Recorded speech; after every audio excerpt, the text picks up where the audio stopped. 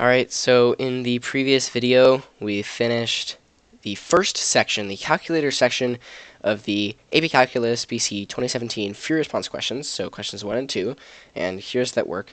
And that means we're going to be moving on to section 2. There's no calculator, it's 1 hour, 4 questions, so we're going to beat the beast this time around. We're going to be finishing our AP Calculus test together, and we can see how we did and discuss and reflect how we can look to do better next time, and particularly for me and maybe some of you watching. I have the test on Tuesday. We'll see how it goes. So I am going to be updating my methodology a bit here. Instead of trying to fit everything on one screen, I am going to be scrolling so that we can fit more on each page. Because I thought, what is the point of the free response if not to have all the work out in front of you so you can go back to it when we're scoring it. That was one of the issues we were running into last time, is that I had been erasing to keep everything on one screen, and there was nothing really to score other than my direct answers. So with that, let's get ourselves a 1 hour timer and get going. 60 minutes, and let's stop it so we can start it when you're scrolling down, and let's scroll a little bit more. Alright, and alright, oh, there's kind of a graph. Alright, it's that graph. Whew, peaking. Okay, so let us begin. Alright, timer's started. We have the graph of some f prime. Okay, so here we have a graph of, okay, so we have the function f is differentiable in the closed interval from -6 to 5, okay, and satisfies f of -2 equals 7. So at -2 here we have 7. The graph of f prime, the derivative of f, consists of a semicircle and 3 line segments as shown in the figure above. Find the values of f of -6 and f of 5. So first of all, we're integrating here from the graph. Okay, so f of -2 is 7. So if I quickly then just redraw this here, it's telling us that we have boop, boop, boop, boop, almost. So f of -2 here is, I see, so -2 is actually out here. So this is equal to 7. So if we're going to be finding f of 5, that's simple. It's just a go-forward integral. It's going to be the integral from, well, -2 to 5 of this f prime function, which, well, really what we can do is we can break this up. So from -2 all the way to -1, we can say that this is going to be, it looks like, well, alright, instead of actually writing down the integral, let's just solve it. It's just adding us some areas of triangles. So here we have a triangle, and even though this is 2 tick marks, it's actually, oh, wait a minute. Oh, I see. I was getting confused over f and f prime. Anyway, so at the very base of the semicircle, f -2, that's 7. So what we're doing is we're going all the way from -2 all the way to 5 here at the end of where we have information, and we're going to be adding on the derivative. So we're going to say that 7, which is f of -2, and we're going to add on the area of this, which is to say actually subtract it because it's below the x-axis. So the area here is pi r squared divided by 2 because it's a semicircle. So 1/2 times pi times r is 1 squared. And then we're going to add on this area here, which is a triangle of length 1, 2, 3, and of height 2. So 1/2 times 3 times 2. Alright, this cancels, and we're left with this equaling 7 minus pi over 2 plus 3 equals 10 minus pi over 2. So this is here f of 5. f of -6, now this is a little bit trickier because we've got to go from -2 down to -6. And if we remember that the integral from a to b of blah equals negative the integral from b to a, and because b always has to be less than a, well, at least if you want a positive number, that is, for the integral, then we got to do this. So what we're going to say is that the integral from -2 to -6, which is, again, even though this is going up on the absolute value, this is actually going down because negative numbers, anyway, I'm sure you know, of blah, we have to set this equal to negative times the integral from -6 to -2. So that's what might trip some people up. So with that said, let's say here that we have the negative of, and then really all we have there is actually this triangle. So we actually do have 7 also. So we are starting at 7, and another way to write this is that 7. Oh wait. Yeah. Okay. So 7 minus, and then the area of this triangle here is 1, 2, 3, 4. So 1/2 times 4 times 2. Boop and boop. And what does that mean? It means that these two 1/2 cancels out. So I get this 7 minus 4 is 3. This here is f of -6. Ugh, I can already tell we're going to be using space so inefficiently. All right, so this here, this is part A. Well, it's how we wanted to do it, so we'll see how that works out. And this makes sense also that f of -6 here, it's high up. So if we imagine starting at 3, the derivative is telling us to go up. So we're going up, we're going up, we're going up, and finally we reach 7. So this would have to be lower. So that makes some sense. All right. So now let's draw ourselves a little border here. Boop, boop, boop. And say, on what intervals is f increasing? Justify your answer. Well, f is increasing whenever the derivative of f is increasing.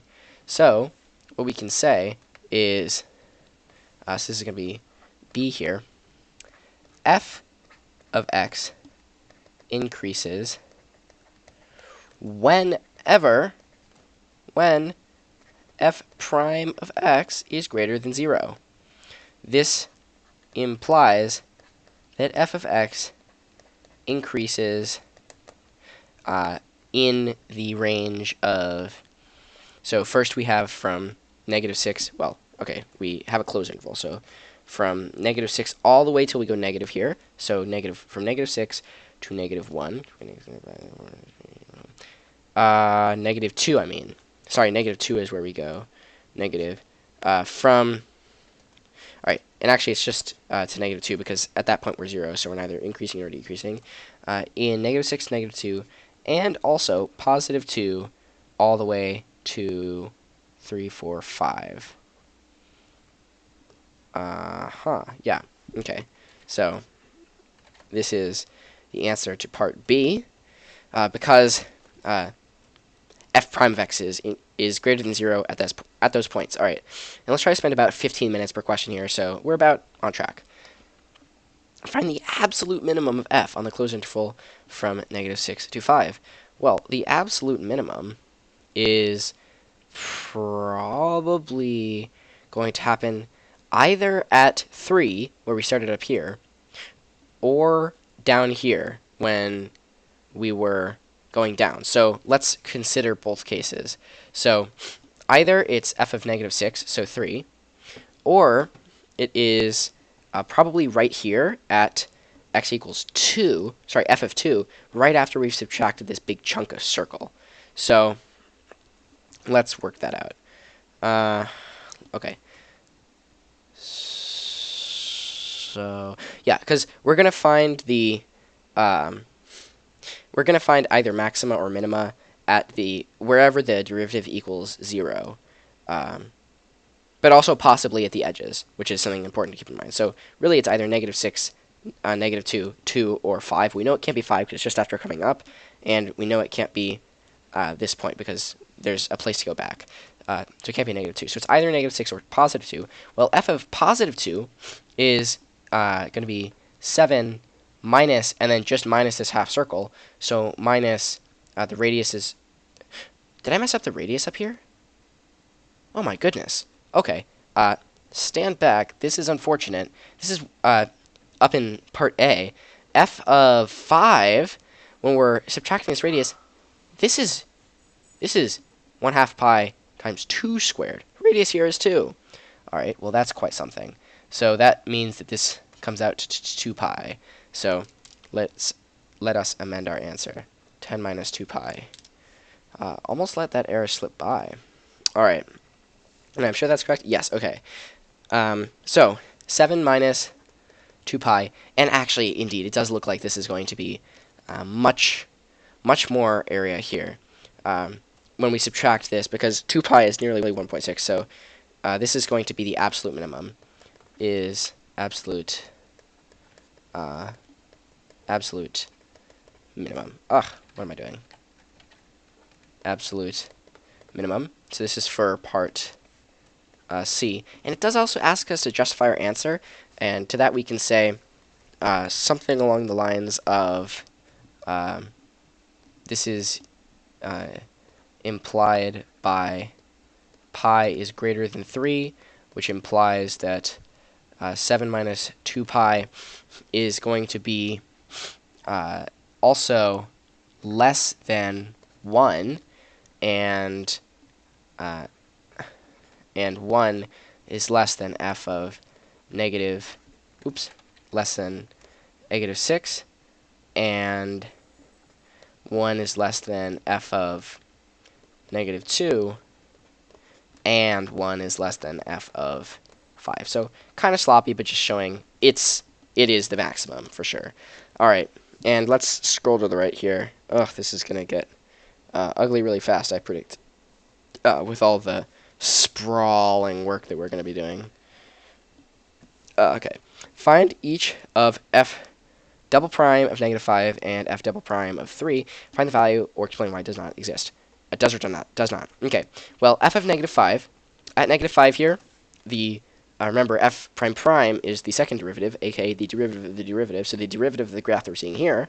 So we see that f, so this is for part D, f prime prime of negative 5 here.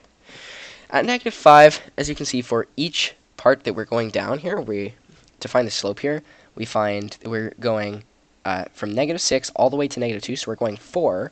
So we go 4 steps in the x for comparatively small 2 steps in the y. So negative 2 steps in the y. So this tells us that f prime prime at negative 5 is negative 1/2, because that's the slope of this line here.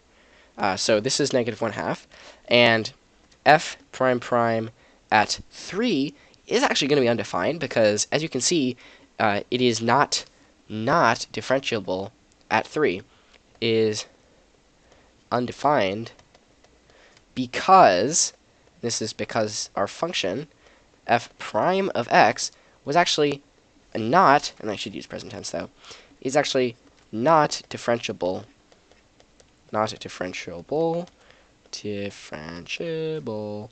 at x equals 3. Okay, and we can say intersection. Well, we don't need to say intersection of 2 lines. Don't need to be that fancy. They're not looking for anything special. They're just looking for you to prove that you know why stuff is up. All right, well, that, I feel like we may have gone a little bit of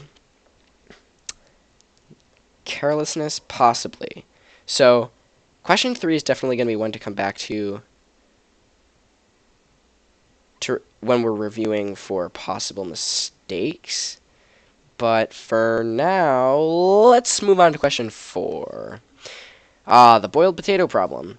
I saw this actually on Khan Academy, so whoops, I might know a little bit about it beforehand, but let's go with it. Okay, so alright, at time t equals 0, boiled potato is taken from a pot on a stove and left to cool in a kitchen. The internal temperature of the potato is 91 degrees Celsius at time t equals 0, and the internal temperature of the potato is greater than 27 degrees Celsius for all times t greater than 0. So this tells us we might be doing something like starting ourselves out at 91 and going down to an asymptote of temperature equals 27 degrees at some point. Okay. The internal temperature of the potato at t minutes can be modeled by the function h that satisfies the differential equation dh dt equals negative 1/4 h minus 24, where h of t is measured in degrees Celsius and h of 0 equals 91. So it's giving us that initial condition that I was talking about earlier in the problem. Write an equation for the line tangent to the graph of h at t equals 0. Use this equation to approximate the internal temperature of the potato at time t equals 3. So what we're going to be doing is, first we need to find line tangent. So whenever you're doing let me just say this is question 4 here. So 4a, whenever you're doing a line that is tangent, you need to consider 2 things. You need to consider what is it. So we need basically m times x minus 0 plus b. What is it at 0? So to fill in these numbers, m is going to be the slope. So what it's asking is the slope. Whoa, I just said that. The slope, which is dh dt, at when t equals 0. Well, we know, okay, so dht at t equals 0, it tells us negative 1/4 times h minus 24. Well, h at 0 we know is 91, so this is 91 minus 27. Did I say 24? I did. I meant 27. Times x. And then to this we're adding the 91 that we already knew it was. So if we simplify this out, this gives us negative 1/4 times 91 minus 27 goes to 84, 64, 64, 64, 64, and x plus 91. This goes to negative 16x. Negative 16x plus 91. Okay, that seems reasonable. At least it's decreasing, which is definitely what we're looking for. So, with that, we can say, use this equation to approximate the internal temperature of a potato at time t equals 3. So y equals this. Right a little bit closer.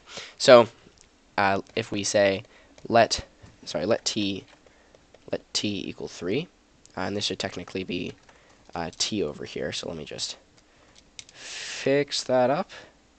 This is t, so and this is our part of our final answer. So, all right.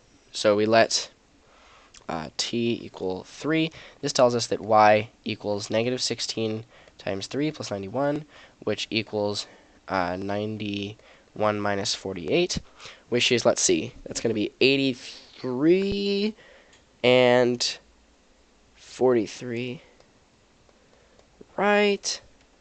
We should really check that.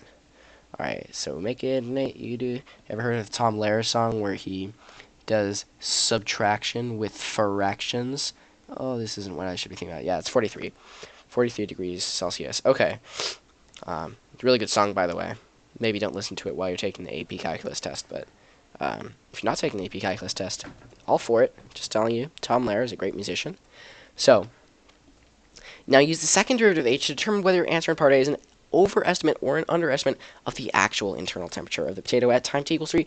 Well, okay, first of all, we know from physics that the second derivative here, the change in h is going to be going down, but it's also going to be going down less and less over time because it is approaching an asymptote. So it is going to be, the change in h is going to be, the change in h is negative, the change in h is slightly positive.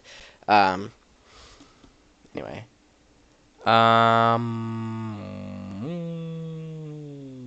Yeah. Okay, so just quickly, we can calculate, let's scroll down a bit.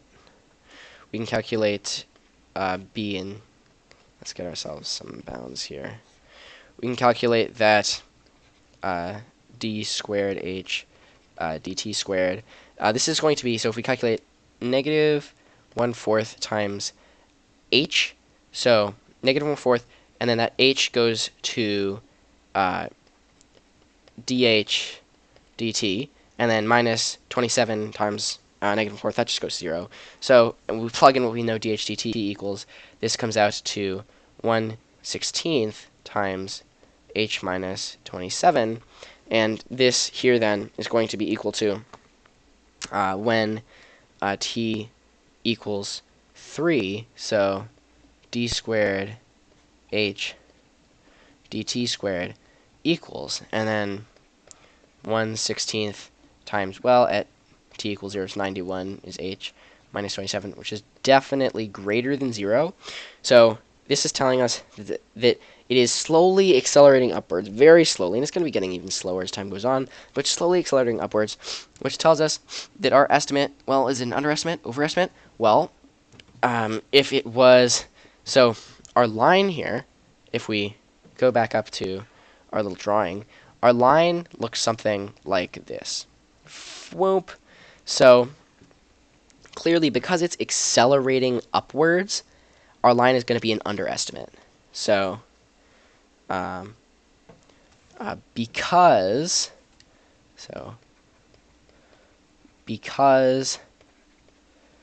d squared h dt squared is greater than 0, our linear approximation, essentially it's concave up, so our linear approximation will underestimate.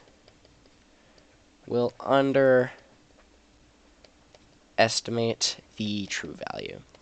Our true value will be underestimated. Bada boop, bada bing. Okay. Scroll, scroll, scroll, scroll. Scroll, scroll, scroll, scroll. Okay. Wow, only 3 questions. 3 parts to this question. For t is less than 10, an alternate model for the internal temperature of the potato at time t minutes is the function g that satisfies the differential equation dg dt equals negative g, blah, blah, blah, blah, blah, blah, blah, where g of t is measured in degrees Celsius and g of 0 is 91. Find an expression for g of t based on this model. What is the internal temperature of the potato at time t equals 3? All right, and yeah, that's the end of that question. So it's asking us to use separation variables. Hint, hint, wink, wink. So how are we going to do this? How will we possibly proceed? Well, we will just go ahead and use separation variables. So it's telling us just to copy this down. And let's just try to work until 35 minutes. We don't want to spend way too long. This might be a little bit hairy. Times g minus 27 to the 2/3. I'm just looking at that 2/3. I'm eyeballing it. I'm staring at it. I'm saying 2/3, you're going to make this problem hard, aren't you? So, okay. So, with the separation of variables, this is really quite simple. We just multiply this over to the other side. So, we say that g minus 27 to the now negative 2/3 equals negative dt, and we take integrals on both sides. And what does this tell us? And this is dg. Whoops. Yeah, okay. So what does this tell us here? This tells us that, and there's no chain rule here because it's even, anyway, so we're going to get, so negative 2/3 goes to positive 1/3, so we're going to get 3 times g minus 27 to the positive 1/3, yes, okay, plus c equals sadness, just negative t, because this is really negative 1 here. So negative t, and we have our c, and now if we're going to solve for g, okay, actually, let's just, let's solve for g. So we divide by 3, and we get g minus 27 to the power of 1/3 equals negative t divided by 3 plus c, and I am manipulating this c without question. It is still just going to be an arbitrary constant. I am just dividing everything by 3, and then I raise everything to the 3rd power, and you get that g minus 27 equals negative t divided by 3 plus c, all this rhymes, to the 3rd, which tells you that g, g equals negative t over 3 plus c to the 3 plus 27, breaks the rhyme funny. Now we just got to solve for c, given that, if we do like a little dash line, given that g of 0 equals 91 degrees, as we've been talking about here, this implies for us that, well, when t is 0, we have to get 91. So 91 equals 27 plus, t is 0 though, so t's term just goes away, c, that's it, cubed, and if we subtract 27, this tells us that, so 84, right? Yeah, 84, and then, so 64, so 64 equals c cubed. This tells us, without counting negative numbers, that c equals 4, right? Because 4, 16, 64, yes, c equals 4. So if we write this down in our final answer, this tells us that g equals negative t divided by 3 plus 4 cubed plus 27. This is our final answer for evaluating actually what g is. Now we have to say, though, based on this model, what is the internal temperature of the potato at time t equals 3? Well, that's pretty simple. We just got to plug something in. So if we do that plugging in, we get that let t equal 3. We get that g of 3 equals, so negative 3 over 3 plus 4 to the 3rd plus 27. This is going to come out just to negative 1 plus 4 is 3. It's 4 minus 1, 3. So we get 3 cubed, which is another way of saying 27, and then we say plus 27, and here we're going to have 54. So that there is part C, and that's looking pretty solid, I think. I don't believe there's anything we really missed there. If we go back for a little sanity check, 54 degrees is t equals 3. We said that we had an underestimate, I believe, for the potato from part A. Indeed, at part A we estimated 43 degrees. Now we know it is truly 54 degrees. And let's be precise here. This is 54 degrees Celsius. Yeah, I don't want to lose points on silly things like that. All right, well, 35 minutes left. We're doing really well here. All we have to do is move on to the next question, I suppose. I don't know what I'm waiting for here. Okay. Whew. Where do we go? Let's go to the right. Not quite enough space. This is gonna be fun, working with limited space. So let's chart our boundaries here. Okay, great. We got a little wall of scratch work here. Let f be the function divided by f of x equals blah. Find the slope of the tangent line to the graph of f at x equals 3. So, asking us to find the derivative of f at 3. Well, this could be gross. Well, hey, it's telling us right here, use the identity that it's doing the partial fraction decomposition for us. How nice of them. So let's use part C to find part A. So you see what I'm saying here? They're giving us the partial fraction decomposition. So they're telling us that f of x, they're giving it. They're just giving it away. 2 divided by 2x minus 5 minus 1 divided by x minus 1. We get that. That's fantastic. Because now what we can say is that f prime of x equals, now we got two separate and easier terms to work with. So let's say, all right, so this is the derivative, and let me just rewrite this so we get 2 times 2x minus 5 to the negative 1 minus x minus 1 to the negative 1. So this is going to equal, so first we take everything out, so negative 1 times 2 times the original function, so 2x minus 5 times the derivative of the inside, okay. And this goes to the negative 2 because we're subtracting, okay. Plus x plus 1 to the negative 2, and then derivative of the inside is just 1. Okay, and at x equals 3, this tells us that f prime at 3 is equal to negative 2 times, well, 3 is going to make this 6 minus 5 is just 1 to the negative 2. That just goes to 1 as normal. Excuse me. Plus, and then 3 here is just going to be 4 to the negative 2. 4 to the negative 2 is going to be, let's calculate that in a bit. It's like negative 1/16 or something. So we get negative 2 plus 1 divided by 16, exactly, okay. So this is going to be negative 32 sixteenths plus 1/16 equals negative 31 sixteenths. I feel a little bit weird doing this, as if I might be making a careless mistake. I don't know. I'm plagued by that feeling now of the careless mistake. But let's roll with it. So here we have part A. And this is question 5 also. Boop. Part A. Find the slope of the line tangent. I mean, it looks almost right. Let's just say we'll come back to it if we need to later. Yeah. Find the x-coordinate of each critical point of f in the interval x is between 1 and 2.5, but not equal to. So find the x-coordinate of each critical point. Okay. So, okay, as a relative maximum, minimum, or neither, just fairness. Okay. So that is the same thing as saying the derivative here equals 0. So I'm going to put 30 seconds here into checking the derivative to be sure it's correct. So indeed, the derivative, okay, yeah. So we didn't write anything wrong. Now we just have to check this step here. So if this is correct, and take down the negative 1. Ah, found it. Boop, boop, boop. This 2 never got multiplied into that 2. What does that mean for us? That means that this is truly a negative 4, which means this is a negative 4, which means this is a negative 64, which means this here is incorrect. And indeed, it is negative 63 sixteenths. Bum, bum, bum, bum. Negative 63 sixteenths. Okay. Looking better!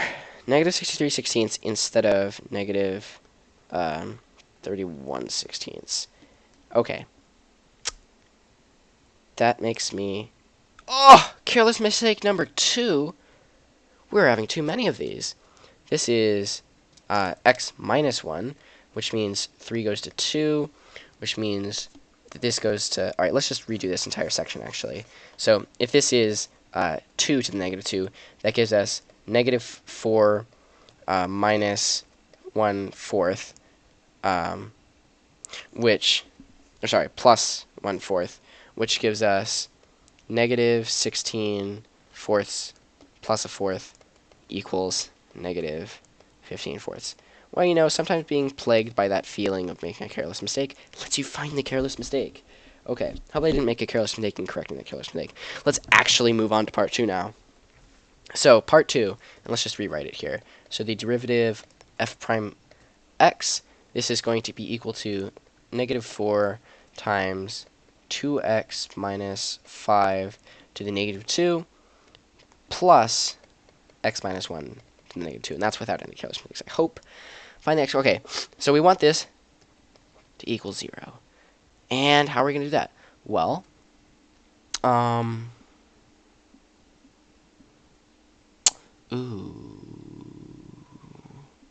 it means that 1 divided by x minus 1 squared is going to equal 4 divided by 2x minus 5 squared. Is that useful? I just moved this left-hand term to the other side. Well, we can take the square root of both sides, and we can, because these are all going to be always positive, so we get that.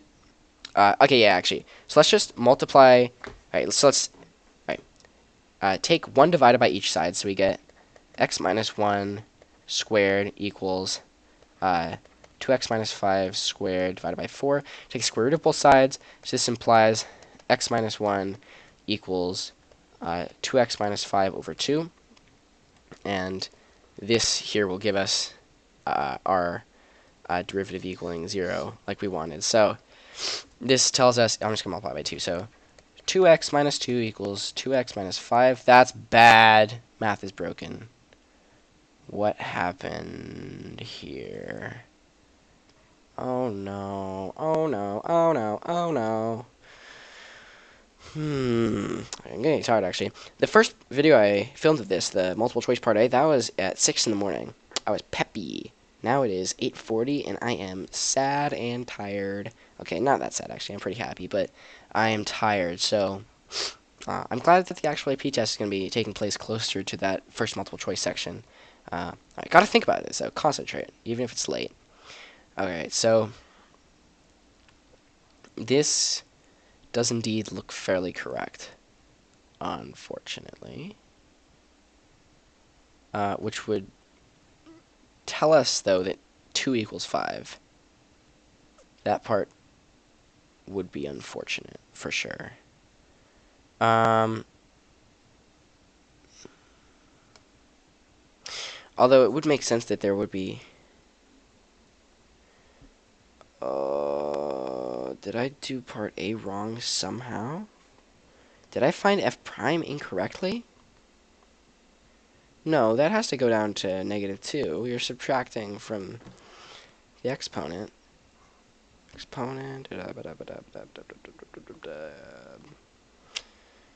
But it's true unless...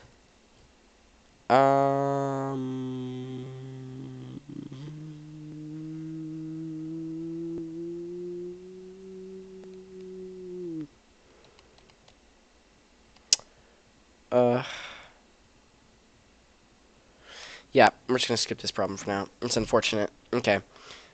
So we're going to move on to part C. And I just okay. So, yeah, we're moving on to part C. I'm glad the exam's in the morning. Kind of tired. Okay. Using the identity that blah equals blah. So that's the identity we actually use in part A. Evaluate from 5 to infinity f of x dx, or show the integral diverges. Okay. So we got to do one of two things. So I believe it probably won't diverge, but it actually definitely won't diverge. Let's just prove that for them. Well, actually, it might. Yeah, it's possible. Anyway, stop dilly-dallying. Get doing. So, from 5 to infinity of f of x dx. F of x dx is 2 divided by 2x minus 5 dx minus the integral from 5 to infinity of something else, 1 divided by x minus 1 dx. Blah, blah, blah, blah. Okay, so this is going to be coming out 2. We factor out the 2, and we get the natural log of the absolute value. Although, okay, x is always greater than 5, so we don't need to use absolute value, because 2x minus 5, yeah, it's always going to be greater than 0. So 2x minus 5, we have to make sure that this antiderivative works, so we have to say 1/2 here, so that when we take the derivative of this and the 2 comes out, it cancels out with 1/2. Okay, perfect. So now from this we subtract the natural log of the absolute value of x, but we don't need to use the absolute value again because x minus 1 is never going to be less than 0 for x always greater than 5. And this here is from 5 to infinity. And that is correct, right? Yeah, we're going to say it's correct. Okay. So, and actually, this 2 doesn't go into the entire thing. This 2 only goes into the first term. So I'm just going to pretend it doesn't exist and just let it cancel out with that 1/2 term nicely. So this is going to here be the natural log of infinity, all right, minus the natural log of infinity. Okay. Minus the natural log of 10, well, oh boy, minus the natural log of, so, no, actually, this is fine. 10 minus 5, so minus the natural log of 5, minus the natural log of 4, which is the same as, this is, I won't, okay, yeah, well, this section is the same as the natural log of 5/4. Okay, now the question is multiplying 2 in here for the x, does that make it so that we can comfortably say natural log of infinity minus natural log of infinity? I would tend to say, because it's a natural log, multiplying by 2 is the same as adding. Yeah. And adding a constant is, yeah, okay, so this works. Boop, boop. So it equals, all right, so our final answer probably is that the integral from 5 to infinity of f of x dx equals the natural log of 5/4. Wait a minute! Oh my gosh! Almost messed up. This part is indeed the natural log of 5/4, but it's becoming negative because we're subtracting it. Yay! And because we're subtracting it, we have to say negative natural log of 5/4. Okay. Fun. Is our final answer for part C. Okay. Part D. Determine whether the series blah blah converges or diverges. State the conditions of the test used for determining convergence or divergence. Okay, so, alright, excuse me. So, what we're going to say is going to be fairly simple. It's just going to be an addition to the, okay. What we can say is that the series going to infinity starting at 1 of 1 divided by, the number to the n for n greater than 1 converges. This is a true fact. This is called the p-series test, or something rather, p-series. So, for n greater than 1 converges, and what I can say is that for all, which is fancily written as upside down a, for all n, 2n squared minus 7. We're really at, what I'm talking about is the limit to infinity. Limit as n goes to infinity of 2n squared minus 7n plus 5 is going to be, I guess we can use a 3-line equal sign. It's going to be equal to the limit as n goes to infinity of n squared. So now what we can say is n squared is n squared implies k to the 2 and 2 greater than 1. So the sum from infinity k equals 1 of 1 divided by 2n squared minus 7n plus 5. This entire thing is will converge. And you know what? It's possible that this is on their answer key or something, and it's probably even better to just use an integral test, maybe, given that we just assumed that it didn't diverge on the integral here. What do you know? It's 9 o'clock. I'm tired. This is what math looks like at 9 o'clock.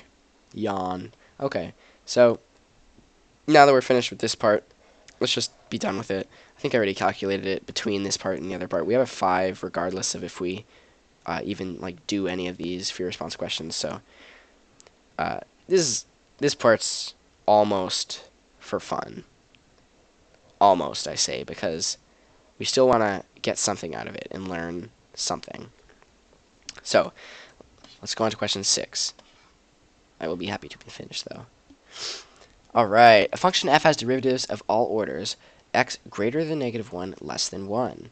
So here we have f of 0 equals 0, f prime of 0 equals 1. So, oh wow, it's giving us the nth plus 1th derivative at 0 equals -n. Oh, it's giving us a recursive formula for the nth derivatives. The Maclaurin series for f converges for the absolute value of f of x. Okay, so basically radius convergence of 1. Show that the first non-zero terms in the Maclaurin series are this, that, and write the general term. Okay, so great. So f. So okay, this is question 4a. So f prime. All right, f 0 equals 0. F prime of 0 equals 1. F prime prime of 0 from this definition equals, so f of 1 plus 1 is -1 times f of, all right, times 1. So times f of f prime of 0 equals -1. All right, so f prime prime prime, this is going to equal of 0 equals, so -2 times f prime prime of 0, which equals 2, and then f prime prime prime prime of 0 equals -3 times f prime prime prime of 0, which equals -6. Yeah. Okay. So now we know that f of x is approximately going to equal 0 plus 1 over 1 factorial times times x plus 1 over 2 factorial times x squared. Oh, wait. Plus -1 over 2 factorial, because that's the slope, x squared, plus 2 over 3 factorial x cubed, plus -6 over 4 factorial times x to the 4th. Okay, so this here is x minus x squared over 2 plus 2 divided by 6 is, so x cubed divided by 3. And then negative 6 divided by 24 is going to be negative 1/4, so minus x to the 4th over 4. So I feel that is fairly conclusive that f of x approximately equals that. We just did the math. Doing the math is the best way to show. All right, yep. Oh, it also asks us to write the general term for the Maclaurin series of f. So, all right, so general term. Oh, what's happening? Oop, lag, okay. General term here. General term nth of, okay, we won't write the word Maclaurin too long. So as we see, there's a pattern here, so let's just say, just so that the person knows it's clear, this is the first term, this is the second term, this is the third term, this is the fourth term. So it's going to equal, as we see here, x to the n divided, well, it's going to be, okay, start with the negative. Negative 1 to the n plus 1 times x to the n divided by n. Yeah, okay. That looks good. Okay. For n greater than 0, because we are not approximating that term. All right, great. So that is our solution on two fronts. And that is actually only part A. So hope they're giving us multiple points for part A. Now let's, I guess I already wrote part A. Let's continue this down and possibly to the right for part B. All right, part B. Determine whether Maclaurin series described in A converges absolutely, converges conditionally, or diverges at x equals 1. Explain our reasoning. Oh, okay. I see. So, oh boy, hard to think straight. Ugh. Part A. So I'm pretty sure that it's talking about the partial Maclaurin series. Or, oh no, I think it's actually talking about the full Maclaurin series. So, does it converge absolutely? Conditionally? Diverge at 1? So, it is asking, first of all,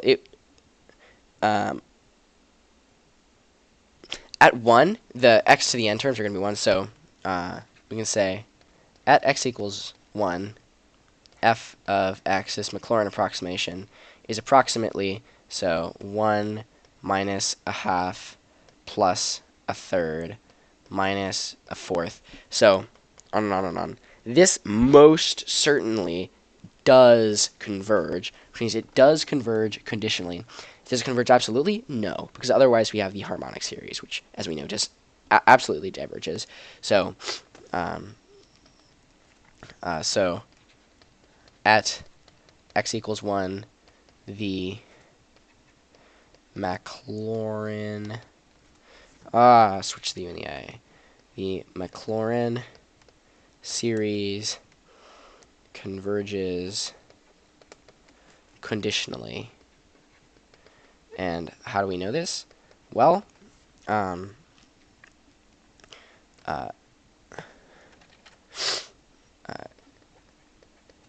converting, this is an inefficient way to write this, but converting minus signs to plus signs results in harmonic series, which diverges. So, diverges. And then if, okay, and, yeah, and alternating series test proves 1 divided by n. Okay, negative 1 to the n divided by n converges that the sum of this from n equals 0 to infinity. All right, that's kind of unclear, but person should get it. Okay.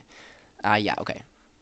Write the first four non-zero terms in a general term of the Maclaurin series for g of x equals the integral from x. All right, well, here we just have to, sorry, okay. You could be totally confused, but you just have to take the integral from every specific term. So, in that case, because at 0, by the way, all these have an x term in them. They're all going to go away, so you just care about where it's at x. So, in order to get this, so take antiderivative of every term. The integral from... Alright, so this tells us that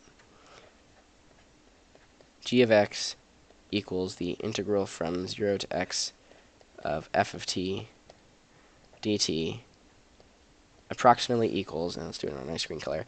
So, let's do this now. The integral, alright, first four non-zero terms. The integral of x is x squared over 2. The integral of x squared divided by 2 is x cubed divided by 6. The integral of x cubed divided by 3 is x to the 4th divided by 24. No, it's not at all. It's divided by 12. Yeah, okay. Because 3 times 4 is 12. Okay.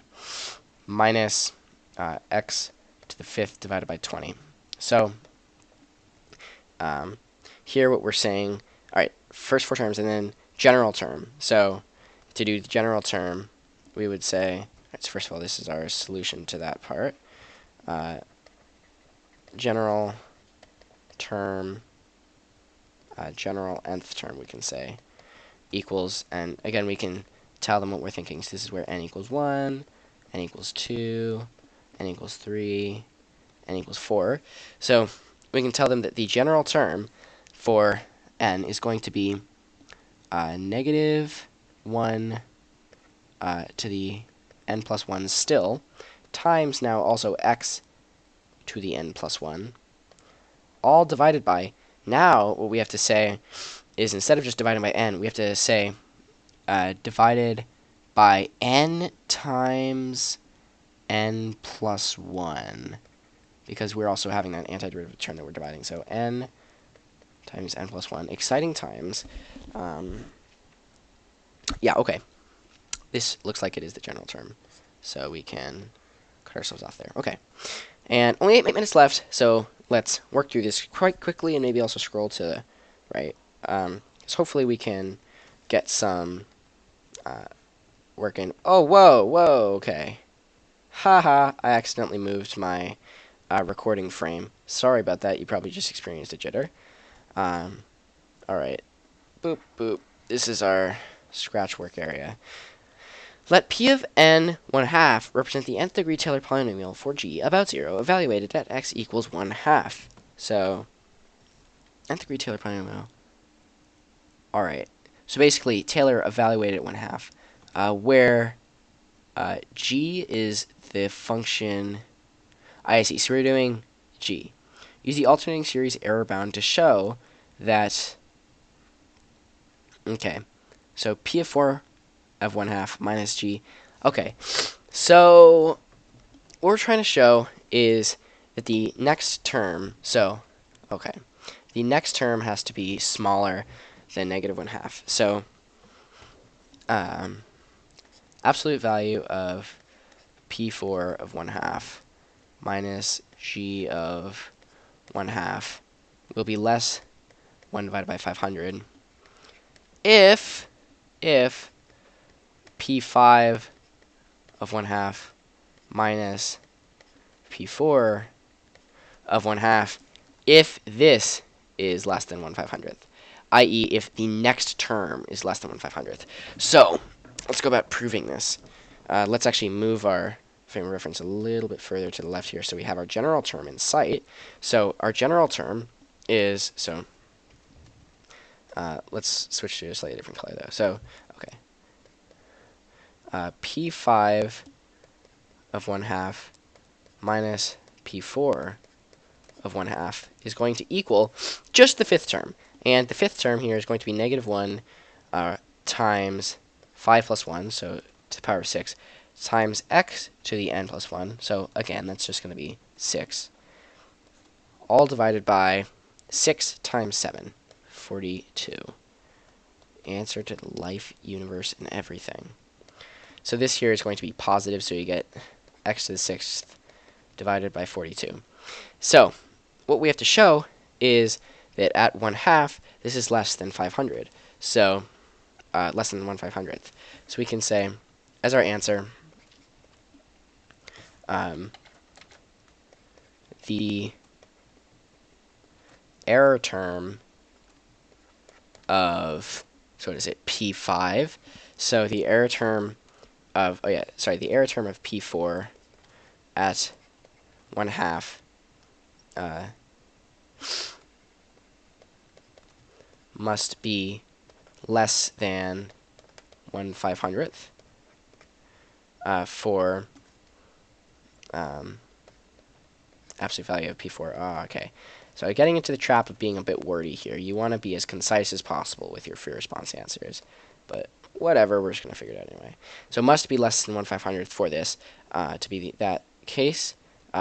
So the error term equals, so 2 to the -6th power, or rather 1/2 to the 6th power, that comes out to, let's count on our hands, 2, 4, okay, I'll just tell you. 35 is 2, so 64. So 1 divided by 64 equals 1 divided by 42 times 64. And, well, let's just say that is much, much smaller than 1 divided by 500. So, with that said, this implies that this is true. So this implies, alright, so, yeah, okay, actually, I think that should be enough. We don't need to go any wordier with that. Okay, so, at this point, all that's left to do is, well, mope around, be miserable, and, of course, check previous answers. So, we really have quite a weirdly set up space here. I think the top left is where we were doing question A. So, sorry, question 1. So let's think about this. I believe I wanted to think about,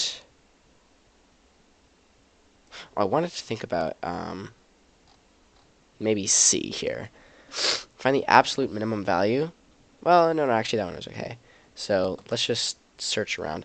When you're actually doing this, you're not going to be doing it on a 2D plane like I am in this digital drawing program. You're going to be doing it on paper. It's going to be much easier. You're just going to flip to the page so you remember needing or wanting to review on. That answer looks good. I guess I'm just resorting to looking for answers that don't look good. Oh, yes, this -5/15. So let's go back to where this was. This was this question 5, the horrible question 5. Oh, yeah, we never even got to B of question 5. All right, well, I don't know if we're going to be able to, but let's give it our best shot. From the x-coordinate of each critical position, each critical point. So, basically, sorry for the stuffy nose. We need to find the critical points, which means we need to find where the derivative is 0, but all the points, the derivative is never 0. Alright, I don't know if this is correct. It probably isn't, actually. So, let's just say here, this implies 2 equals 5, which is false. Therefore, these 3 dots mean therefore. Therefore, F has no, and let me make some room here by erasing this silly line. So therefore, F has no critical points from, what was it, 1 to 2.5? From 1 to 2.5. Yeah, that's not a satisfactory answer because I'm 90% sure it is actually wrong. But, like I say, it's actually getting a bit late, so... Alright, let's valiantly spend our last 1 minute looking through to fix an answer. Okay. Question C here, it's questionable whether it is correct. So, actually it's not. I'm happy with my logic there. Also happy with my logic there, although it's too lengthy. Also happy with my logic there. This is back with the potato problem. This... Sure. That works. I'm going to say this is coming in here because we have 1/2 to the 6th divided by 42 equals 1 divided by 42 times 64. Okay. Just clarify things for whoever's grading it, which in your case, in my case, is going to be, well, on the real thing, it's going to be the test grader. In this video, it's going to be me. Alright, yeah, we're not going to find anything in the last 0.09 seconds. So, alright, well, with that, that wraps up the exam. The entire exam is done, and boy, if there's anything I could have changed, it would have been that I'm almost falling asleep now. It's been a big day, so I'm excited to start this exam on Tuesday at 8 and finish it by noon, because I won't be tired by the end. Alright, well, I'm going to pause, pull up the score sheet, and let's do this together. Alright, so I've got the AP Calculus BC scoring guidelines for the 2017 exam. So this is back where we were before. Okay, question 3. So, let's attempt to navigate our winding solutions here. Literally. And there's a fun word for winding, but I'm forgetting it. Okay, so we have part A is... Okay, so uses initial conditions. I do believe that we use initial conditions here because we have those 7s. So that's plus 1 point. F of negative 6 equals, down here, 3. That's correct. F of 5, 10 minus 2 pi. Good thing we got the 2 pi. Alright, so we actually got all points there. So let me actually say this is going to be the area that we consolidate points, because it seems like we have a generally free area. So we're going to fill in our points in this seed-like structure.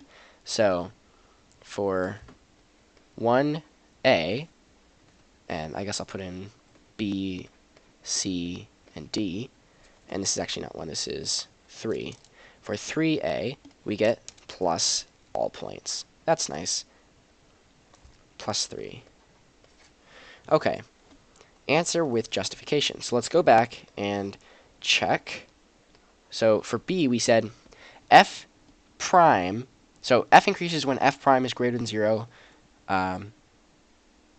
So it's greater on the intervals negative 6 to negative 2 and 2 to 5. Yeah, okay, therefore F increases. Okay, so yeah, we basically did what they asked exactly. So that's nice. That means we get plus 1 point here, which is, I mean, just everything you can get. Now for C, we see that we consider x equals 2. Alright, so I guess you don't even need to...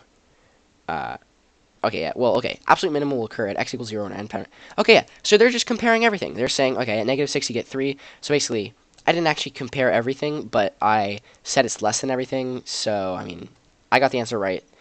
I didn't make the table exactly like they did. So I don't know if they would count it, but I'm going to count it. So, plus 2. We did get the correct answer, so that's at least half of it. Although, on the free response, it is very important to show your work. Even if you only get through half of it, you could still get half credit. Or if half it's wrong. Okay. So, here we have that you get f prime prime of negative 5, and explanation why it doesn't exist. Doesn't exist because the limit doesn't equal... Okay, that's the same thing as it's not differentiable, so... yeah, I'm going to give that to myself. Plus 2.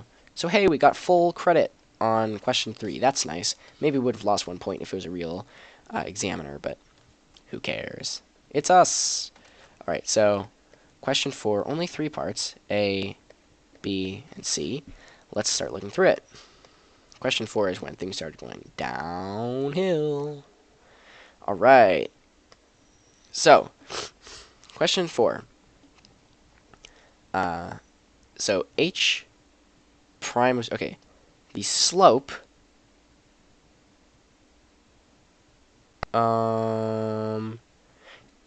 okay, so we did correctly find the slope equals negative 16, so I don't know what that's meant to mean. If we, it doesn't actually give us the question, so I don't know. I mean, we didn't explicitly state that the slope equals negative 16, but it's pretty obvious that we're plugging that in here to find it. So I'm going to give myself that point. We did get the tangent right line correct, and we did get that 43 degrees is correct. So that to me constitutes full credit. So we get plus 3 points here. That's nice. Oh, but it's not in magenta. So we got to make it more nice by putting it in magenta. Okay. Now we have, it's an underestimate with the reason. All right. So because the second, okay, so we do have, okay, first of all, calculation of the second derivative. We did that correctly. So h is greater than 27 for, so okay, so they say the second derivative is greater than 0. That's what we did. Therefore, concave up. So we didn't necessarily say concave up, but we got underestimate. So I believe that constitutes a reason. Same exact wording as I used for the last one. Oh boy, now 5 points to be had, but 0 of 5 if no separation of variables. Okay, let's see what we can do with this. All right. So first things first, separation of variables. So, all right, first of all, I'm just looking at the answer. We're wrong. That's nice. But did we do separation of variables correctly? We did, which is great, because that gives us 1 point. Antiderivatives, 3 times that, negatives equals c. Hey, okay, we got the antiderivatives correct, which gives us 2 points. Constant of integration and uses initial condition. Indeed, that gives us 3 points. You see already we're more than half, even if we don't get it exactly correct somehow. Okay, so they get equals 12 minus c. Where are they getting that 12 minus? I want to know that. Oh, it's their initial condition. Oh, I see. So c equals 12. Is that what we got? What does c equal? C equals 4. Where did we get c equals 4? Ugh. Oh. Wait. So, I see. So 91 equals... Why are... See, the problem is that we were setting the t equal to 0, so... Why are they multiplying that all by 3, though? Why are you multiplying it by 3, dude?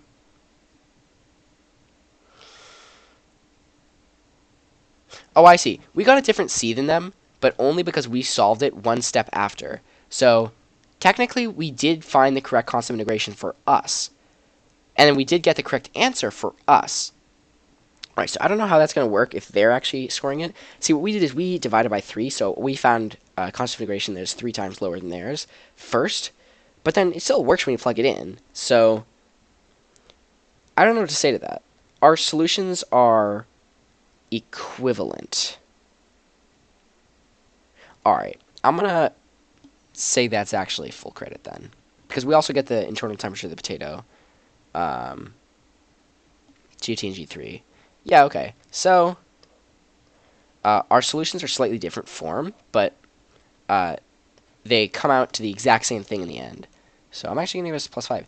So we're doing surprisingly well. We haven't missed anything yet. Although, maybe we'd be down a point or two if this is a realistic, harsh grader or something. How many do we have a part D on this? Oh, we do. On question 5. Okay. Time to go to question 5. Question 5 time. Scroll up here. Grading's fun. Oh boy. Okay. So, wow, we got it right. Okay, f prime of 3 is negative 15 over 4. Well, that part's simple. I am surprised we got that right. Although I guess there are only so many ways you can mess us up on a problem. So, we get our point there. Now, what do we get? So, So, 7/4. Okay, so now B is this critical point. So how do you solve that? How? How? How? Okay. So they don't use... Okay, so there's probably something that went wrong when I used their partial fraction expanded version of that. Uh, it would probably have been easier to simply calculate the derivative as is. Had I done the derivative simply calculated as is, I would have realized that x has to equal 7/4 and find the minimum. Okay, well, obviously we get no points for part B. Sadness, but hey, we tried. So that's a lesson. You can look ahead, I guess, and try to exploit answers, but sometimes the solution is also just sitting in front of you. And you might have made a mistake a long time ago, and sometimes you just got to scrap it and see what you can do without it. Okay, so part C here looks like natural log of 8/5. Okay, so how much of this did we get right? How much of this did we get wrong? So antiderivative, first of all, did we get the antiderivative correct? Natural log of 2x minus 5 minus natural log of x minus... Okay, we got the natural log... Sorry, we got the antiderivative correct, and we got the limit expression correct. Okay, well, we didn't actually use a limit expression. So, yeah, we missed that small part. Yep. Oh, I see. So the problem is you actually can't just cancel out these limits. What I was thinking, this is twice as big as this, and indeed, you just have to use the limit definition. You gotta know that that's going to come out to the natural log of 2. Oh, I was even thinking that in my head. Like, it's going to be natural log of 2 different, so it's going to be constant. But of course, just because it's constant doesn't mean you can totally discount it. So it is natural log of 2. So we get 1 point, I'm going to say. I can't give myself the point for the limit expression because I actually didn't do the limit expression. So... lesson, even if you're tired and grumpy and bored of this stupid AP test, probably just use a limit expression, for goodness sake. Otherwise, you're only going to get 1 point like me. Alright, plus 1 point. Now, for part D. Part D says, the series converges by the integral test since blah and blah. Okay. So that's the simple solution, or I think it's my solution. This is greater than 0, and so, okay. So basically, we say this converges and that converges, so, and n squared, okay. Since the limit of this equals, oh, so they give the ratio test. Yeah. Limit comparison test. I didn't do either test, but I believe my solution is also perfectly valid. I just use something slightly different. Okay, so lesson learned. Just use one of the established tests. Thank you very much. Yeah, just use an established test, for goodness sake. I don't know. I'm correct, but I didn't do what they wanted me to do, so I guess I gave myself 1 point. Sad, but I'll just do 1 point. I can't give myself both points, and I also can't give myself 0 points because I am also right. Just a second. Alright, sorry. Okay, so finally, question 6. We're nearing the end of actually scoring all this. Question 6 was mind sad, which is sad for the mind. Alright, so, yeah, you compute the general terms, so, compute everything out, that's what we did, yada, yada, yada, and then that, okay, yep, so, and then the general term, negative 1 to n plus 1 times x to the n, okay, so, alright, the series, okay, so, yeah, we get all 3 points for part A, that's nice, we did a lot of work in part A, so they give us 3 points, kind of them, so let's write this out also. Oops, writing with the eraser. Whoops, okay. 6. Oh no, wrong color. Gotta do red. 6. So A, B, C, D. Okay. So we get plus. Oh no, wrong color again. Gotta do nice magenta. Plus 3. Okay. So now we can go ahead back here. Alright. 6B. So for x equals 1, f. Oh, I see. The Maclaurin series becomes that. Okay, yeah, so that's essentially what we did. Series does not converge absolutely because the harmonic series diverges. Okay, that's what we said. Series alternates with terms that decrease to magnitude. So, okay. Yeah, okay, so that's what we said, so we got 2 points. 2 points. Ba-da-ba-bop, ba-da-ba-boop. Alright. Now we say, question C. Take antiderivative of everything else. Okay, so, okay.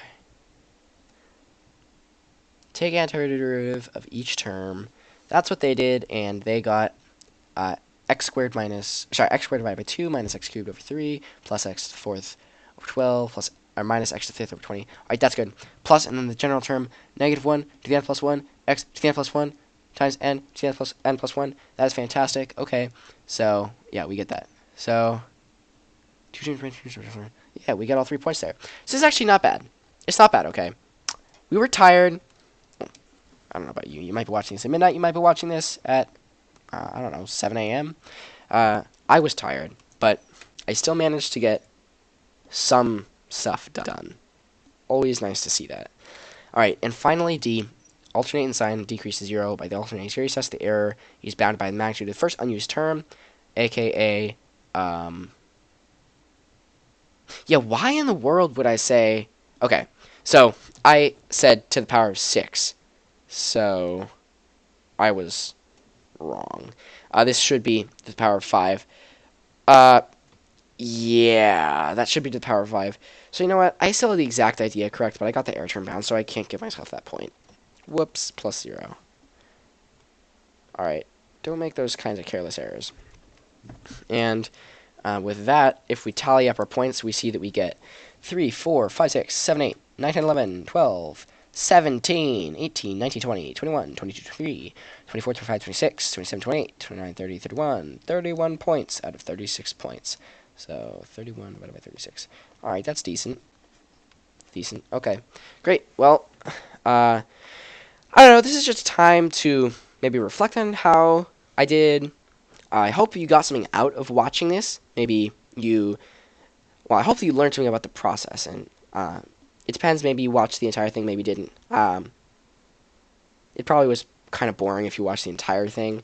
But anyway, I hope you had a good time, whatever you did. And it is my hope that you learned something. And if you're a student studying for the test, that you feel better on how someone like me, who is not infallible, but generally knows the stuff, would do the material, and that if you are just like into calculus, that you get an idea for what it is. It's not impossible to do. You just have to know what the concepts are well, and that if you have already done the test, that maybe you derived some enjoyment out of it, or maybe just reviewed some calculus concepts from previous tests. Alright, well, with that, the test is over, and I will see you in the next video.